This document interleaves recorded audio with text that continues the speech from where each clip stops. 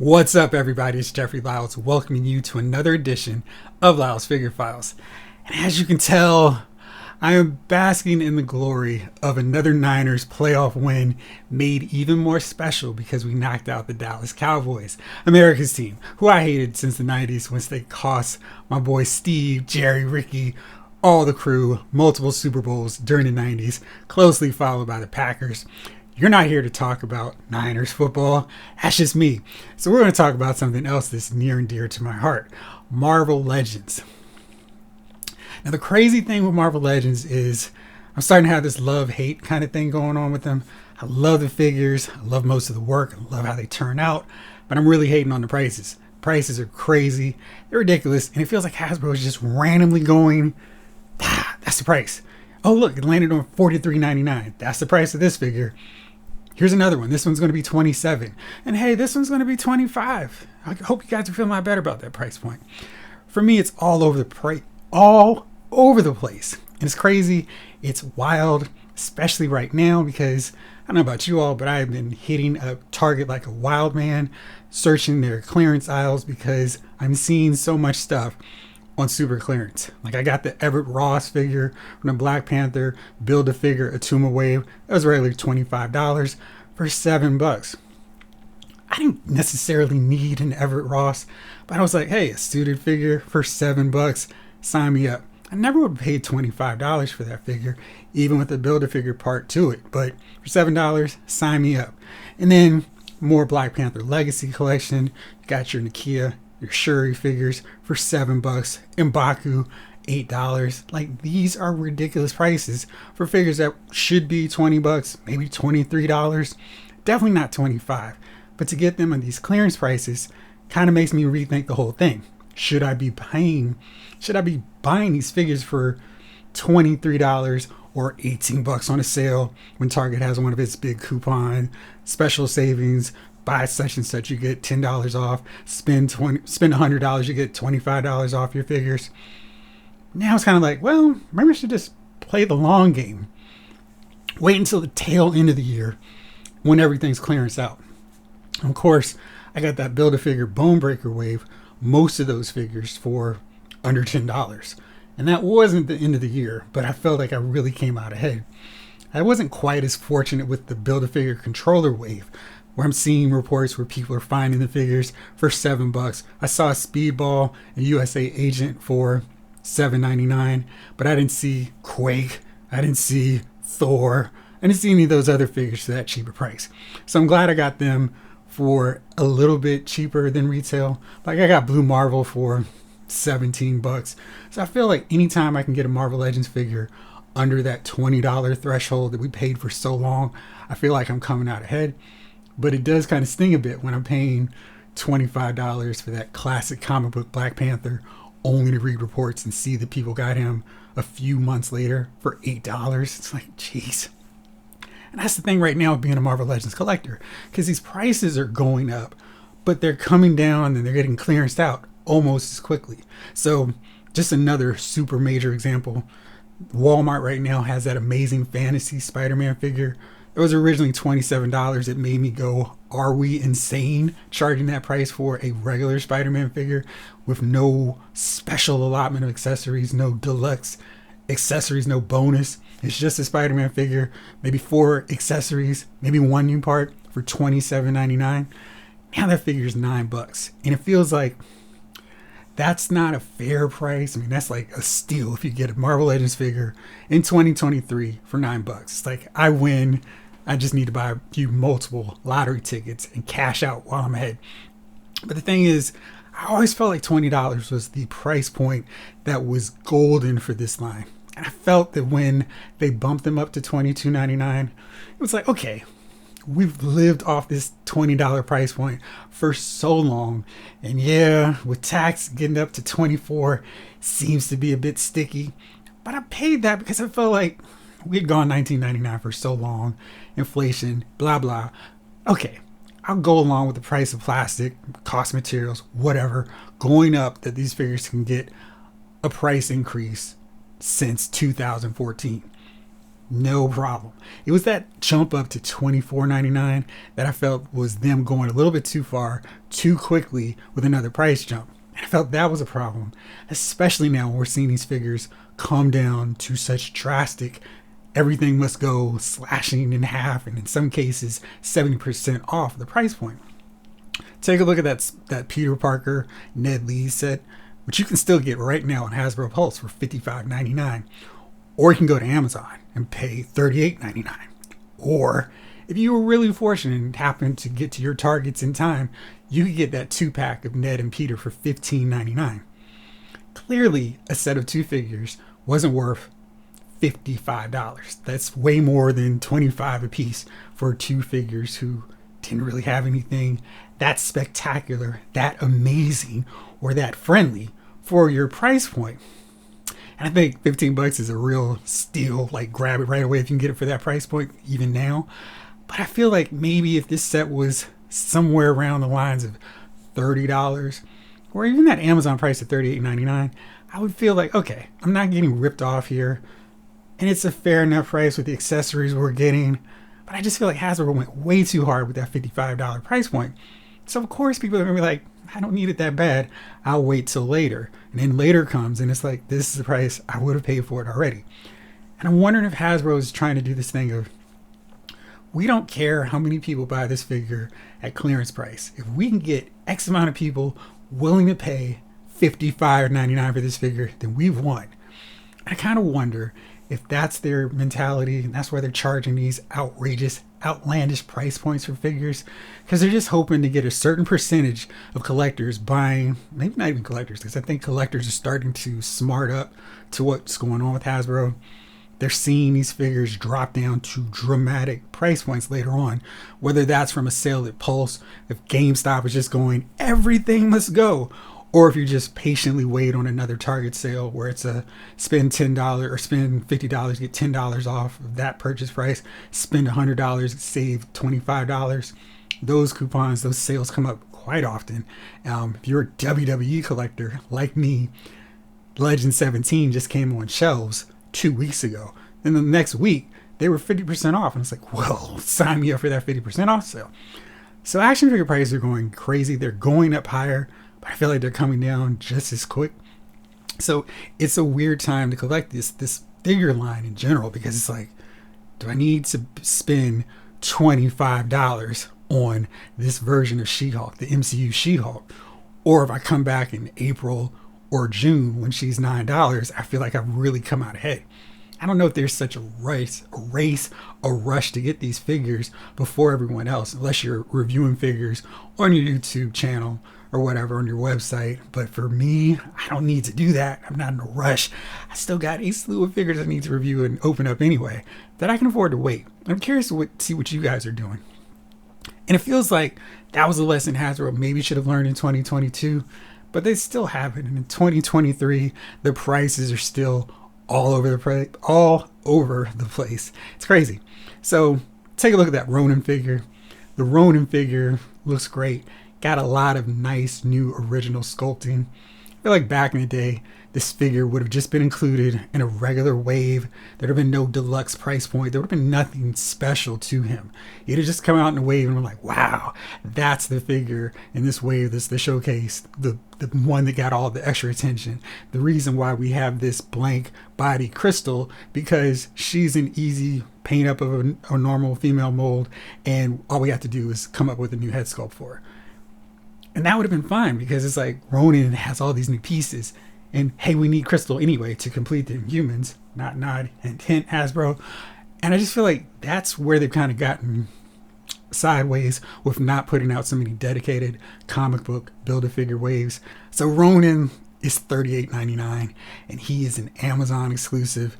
And I feel like he's not the ridiculous ripoff that Gore the God Butcher was, because I felt like Gore totally wasn't worth the deluxe Amazon price.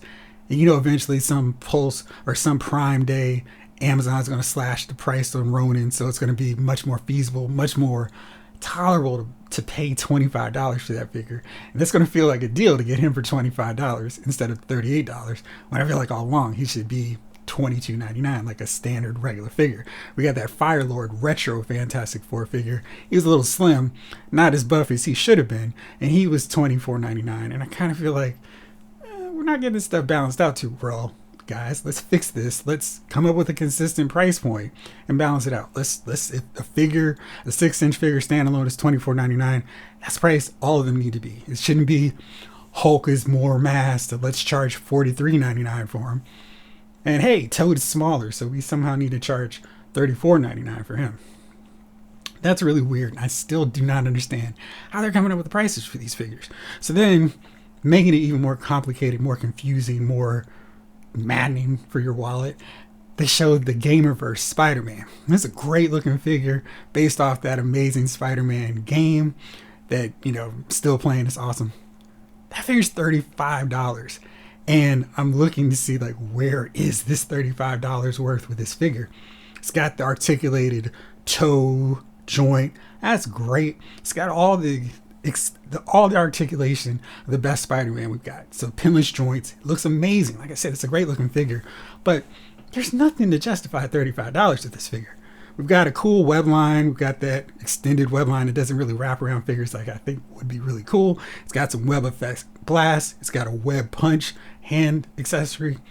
But nothing that screams, oh yeah, I see why this is $35. I feel like back in the day, or just like 4 or 5 years ago, we would look at figures that had a higher price point and they would throw in a lot of things to justify it. Like, oh, okay. So when we had that Marvel 80th anniversary set with Iron Man from the Alex Ross inspired looks, Thor and Captain America, they gave us alternate portraits, so many accessories. It felt like, okay, this is a premium $25 figure. It's not $20, but I see why you're charging $25 for it. And I feel like Hasbro's really ran away from justifying these extra costs of these figures and just hoping that enough of us buy them and don't complain, don't talk about it, and hopefully not scare off all the rest of the customers from waiting and saying, yeah, this figure really isn't worth that. I'll wait till the clearance sale. So anyway, this Gamerverse figure, I just don't see the value in it. I feel like this is a $24.99 figure that they've somehow jacked up to an astonishing, spectacularly overpriced $35. So I'm really curious how fast this figure drops down. It's more of their retail exclusives, so I don't think we're going to see it in a lot of stores. Maybe GameStop will have it on a clearance with that fantastic yellow sticker that lets us know now's the time to pounce, use those GameStop rewards. But this is crazy. And I'm really feeling like they don't know what they're doing with the price point of figures from wave to wave, from release to release, from special retail exclusive to a figure you're going to see at Target. Speaking of Target, I'm going to break down this latest reveal that we got today. But first, I want to talk about another one that kind of sets everything off kilter again. It's the Fantastic Four 2-pack set of Franklin and Valeria Richards. This set features Franklin and Valeria. Valeria is more of a throwback. She didn't have bicep joint articulation, no double jointed elbows, which I feel like, what are we doing in 2023 if we're still putting out these old molds? We're getting 2023 pricing with 2019 figures. So we're still getting figures with that Bucky cap mold.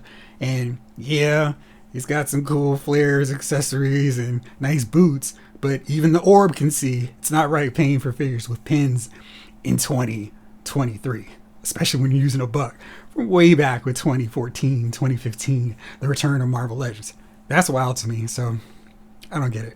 But anyway, the Fantastic Four set has Franklin, Valeria, and a Moloid. And the Moloid has a helmet. It's got like a separate piece. I'm surprised they didn't call this a 3-pack based off that little Wolvie from the Mojo World set.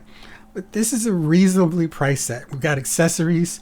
We've got different gadgets for them, test tubes, hand sculpts, and a Moloid. And that's $49.99. So, you're thinking about it, that's the normal $25 figure nowadays. And it doesn't have to come with a Build-A-Figure piece. It's just $25 is a new norm for Marvel Legends figure. So getting these 2 figures and a special bonus one, it feels like you're getting some value with this set. And I wish we would get more figures like this, more 2-packs where it's like, okay, that's giving us the price of 2 figures and a bonus. Okay, I feel like what I'm paying is justified here. even if I think $25 is way too much. Like that Ned and Peter set was $55 for no reason. So to see another 2-pack come around now for $50 feels like a step in the right direction. Something I hope we see more of, because there's supposedly a lot more 2-packs coming down the road in 2023 for this line. So finally, we got a big reveal.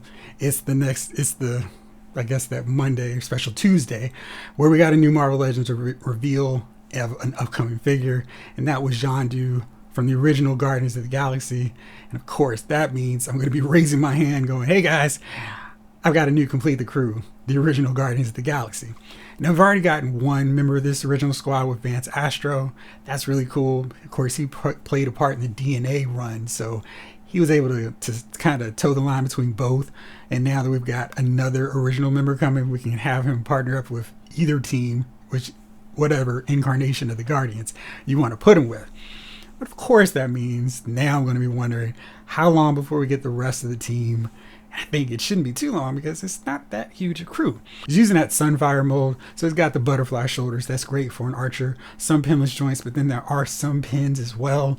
We've got flare boots. He looks really good, but I'm still thinking, why are we using old molds for figures, especially with the pinless joints that they were bragging so much about? Like, this is so much of a game changer. We're shaking everything up. We got pinless joints, but we're still putting out figures with pins in their joints. So it's like, you can't hype up something and then keep charging the new price point for figures using the inferior technology based on how much you hyped up the pinless joints. So that's a little bit weird, kind of something where it's like, well, which way are you leaning, guys? Are we going to go all pinless? Because I feel like it shouldn't be a slow years long transition before we're phasing out the Bucky Cap mold, before we're phasing out the Sunfire mold. It needs to be, okay, we're going forward, and from now on, we're not using this mold any longer. From now on, we're going with these new ones that we've created since 2021. So that's really, really odd, but I'm really encouraged that we're getting to see another member of the original Guardians. And this means we're getting a little bit closer to completing that full Avengers lineup from the Korvac saga. That's really cool. So we still need Moondragon. We need Charlie 27. We need so many more. Martin X. We're still working on it. Starhawk. We're getting there, but I'm encouraged because we're seeing another member of that team. Have him posing with Hawkeye. That'll be really cool. So I'm really excited to see this, and just as excited that the price point for this guy, who's going to be a Target exclusive, which is always shaky because Target exclusives can be $27 for a Jawa. He's going to be $25. I feel like that's weird because I'm excited that a figure is only $25, but I really was expecting him to be somewhere closer to $30 just because of that special Bullseye exclusive pricing. But it's $25, which makes me feel like, okay, I think Hasbro's calming down a little bit. They're not charging super ridiculous prices just for exclusives anymore. We're going to get them at a normal base price, and we're just buying at one store. And I think that's the way to go. I feel like he's probably going to get clearanced out eventually, but I'll take advantage of one of those Target sales, get him for a little bit less than $24. Anything under $20, like I said, is a fine price point for me for Marvel Legends. But glad to see that he's only going to be $25. So I asked this question to you all.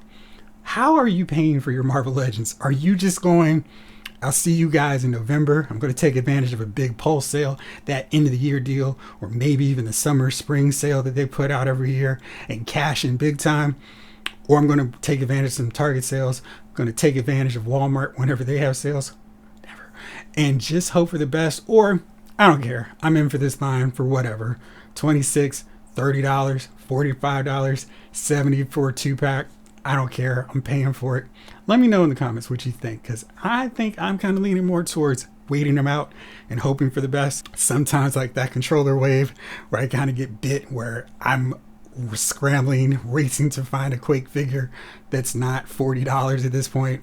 Fortunately, Pulse comes through in that case, but it's a weird game of Russian roulette with figures with Marvel Legends, and I'm really curious to see where you guys are going with it, where you're falling in terms of when you're buying your figures.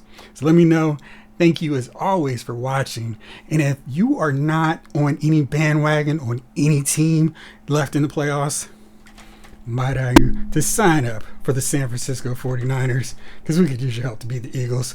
Bang Bang Niner Gang, thank you so much for watching. This episode of Laos Figure Files has been filed.